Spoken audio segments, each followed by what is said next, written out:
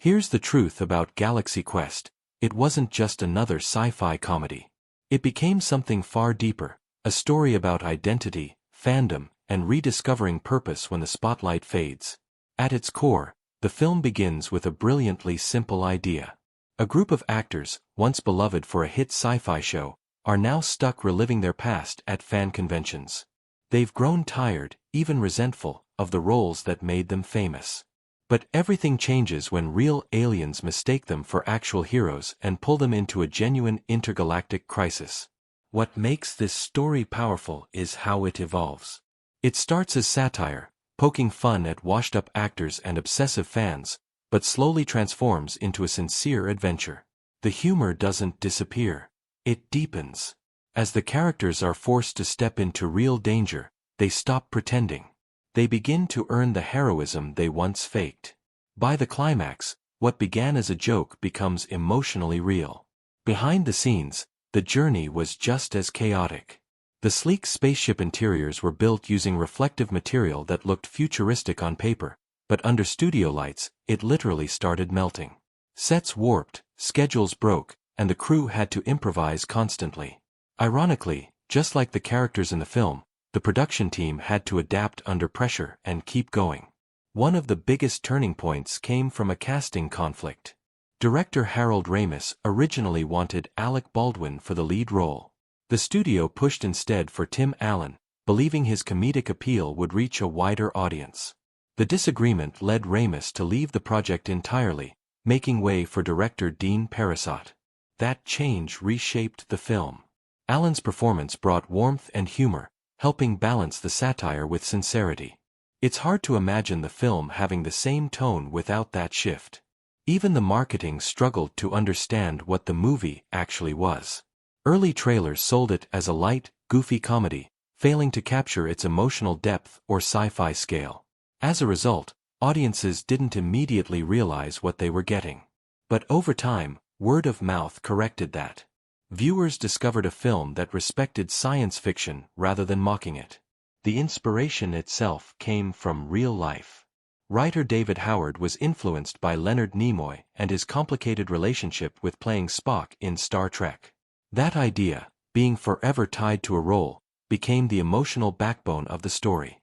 It's why the characters feel authentic.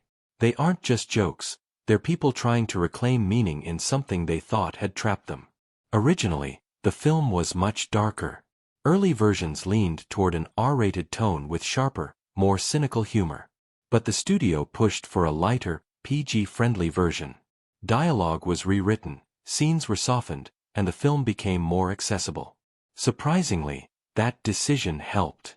The warmth that replaced the edge made the emotional moments land even stronger. Some of the most iconic elements were never planned. The famous line, "by Grabthar's hammer," started as a placeholder, something temporary. But it kept making people laugh, so it stayed. When delivered by Alan Rickman with complete seriousness, it became unforgettable. By the end of the film, that same line, once a joke, turns into a genuinely emotional moment. That transformation perfectly reflects the film itself. Even the visuals carried meaning. At one key moment, when Jason first truly sees space, the film's frame subtly expands. It's a quiet shift, but it signals something important. The story is no longer a parody. The stakes are real now. Legal constraints even shaped the design of the starship. The creators had to ensure it didn't resemble anything from Star Trek too closely. Lawyers reviewed designs, forcing the team to innovate. The result was a ship that felt familiar, but entirely original. The performances also elevated everything. Sigourney Weaver brought humor and self-awareness to what could have been a shallow role. Sam Rockwell turned the expendable crew member trope into comedic gold. And Tony Shalhoub quietly stole scenes by playing chaos with calm indifference. But it was Alan Rickman who grounded the film. He refused to treat his character as a joke, insisting on emotional honesty.